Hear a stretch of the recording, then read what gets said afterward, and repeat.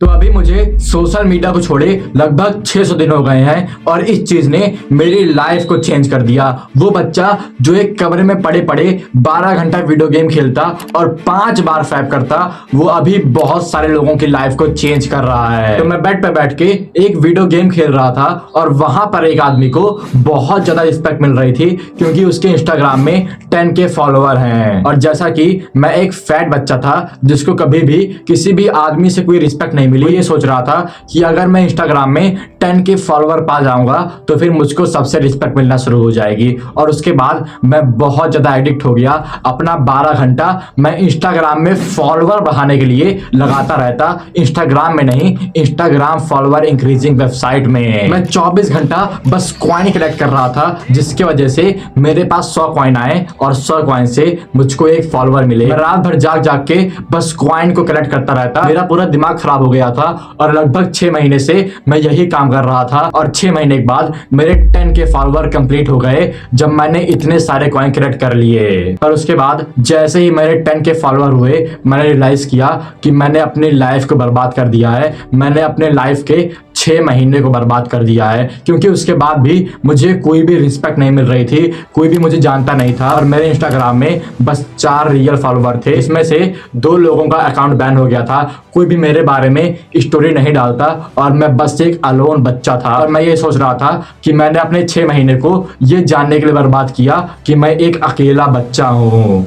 और ऐसे ही एक रिपोर्ट के हिसाब से 65% ऑफ लोग बस सोशल मीडिया के कारण डिप्रेस्ड फील करते हैं, जो कि बहुत सारे लोगों की लाइफ को होल्ड बैक कर रहा है। और मैं इस समय आपको ये बताने जा रहा हूं कि सोशल मीडिया एडिक्शन आपके लिए बहुत ज्यादा अच्छा है, क्योंकि अगर इस समय आप सोशल मीडिया से एडिक्ट हो तो फिर आप इसको चेंज करके किसी भी हार्ड काम से एडिक्ट हो सकते हो, जो काम मैंने किया था। और इसी को हम लोग डोपामिन रीसेंसिटाइजेशन कहते हैं। बहुत सारे यूट्यूबर डोपामिन डिटॉक्स के बारे में बात कर रहे हैं कि कैसे हम लोग अपने डोपामिन को खाली करें, पर ये चीज बहुत बार फेल हो जाती है। पर जब आप अपने डोपामिन को रीसेंसिटाइज करोगे तो फिर आप किसी और हार्ड काम से एडिक्ट हो जाओगे और अपने सारे घटिया एडिक्शन को छोड़ दोगे। तो पहले शॉर्ट में जान लेते हैं कि डोपामिन है क्या। डोपामिन एक हैप्पी हार्मोन है जो हम लोग के ब्रेन में किसी भी हैबिट को फॉलो करते समय रिलीज होता है। और जब भी हम लोग किसी भी हैबिट को फॉलो करते हैं तो फिर हम लोग के ब्रेन में डोपामिन रिलीज होता ही होता है, चाहे वो फैपिंग से रिलीज हो या फिर बुक रीडिंग से।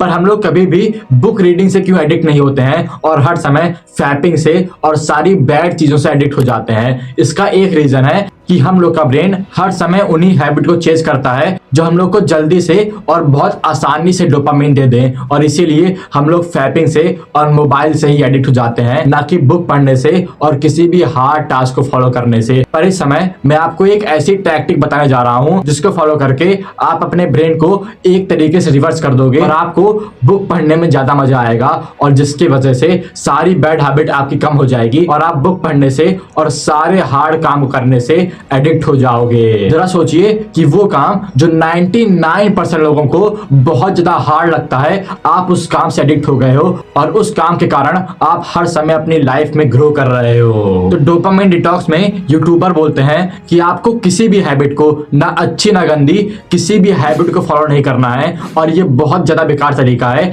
इसमें लोग हर समय फेल हो जाते हैं। और इस समय डोपामिन रीसेंसिटाइजेशन में आपको किसी भी बैड हैबिट को फॉलो नहीं करना है, पर आपको सारी अच्छी हैबिट को फॉलो करना है, जिसकी वजह से जो डोपामिन आपको बैड हैबिट से मिलता है वो धीरे धीरे कम हो जाएगा और जो डोपामिन आपको अच्छी हैबिट से मिलता है वो बढ़ता रहेगा और आप अच्छी हैबिट से एडिक्ट हो जाओगे। और ये चीज आपको बस 90 दिनों तक करनी है, जिसकी वजह से आपका ब्रेन पूरा पूरा रिवायर हो जाएगा। और इसका सबूत मैं यहाँ पे खुद बैठा हुआ हूँ। मुझको अभी हार्ड काम करने में मजा आता है और मैं इन सारी हैबिट से एडिक्ट हो जाता हूँ। और इसके लिए आपको बस 5 अच्छी हैबिट को चूज करना है: meditation, cold bathing, exercise, nature walk और जर्नल। जिसके वजह से आपकी अच्छी हैबिट इंक्रीज होगी और आपकी बुरी हैबिट नीचे जाएगी और आपको हार्ड काम करने में मजा आएगा। पर इस समय लोग पूछते हैं कि हम लोग 90 दिनों तक कैसे किसी भी हैबिट को छोड़ सकते हैं। तो इसके लिए आपको अपनी मेंटल हेल्थ को सुधारना पड़ेगा। अब ये मेरी सबसे अच्छी एडवाइस है, जिसके कारण बहुत सारे लोगों ने अपनी लाइफ को चेंज कर लिया है। तो फिर इसको ढंग से सुनना कि जितने भी आपके एडिक्शन है वो आपके सिम्टम है, या आपकी रियल प्रॉब्लम नहीं है, ये एक सिम्टम है एक मेन प्रॉब्लम के, जो कि है आपकी मेंटल हेल्थ। और जब आप अपनी मेंटल हेल्थ को सुधार लोगे तो फिर आपके सारे एडिक्शन अपने आप ही चले जाएंगे। क्योंकि अगर आप डिप्रेस फील कर रहे हो, आपके पास बहुत ज्यादा ट्रॉमा है, आपके पास कोई भी अच्छा और रियल सोशल सर्कल नहीं है और आप बहुत ज्यादा अलोन हो, तो फिर आपके लिए बहुत ज्यादा आसान हो जाता है एक कमरे में जाके वीडियो गेम खेलना और फैब करना।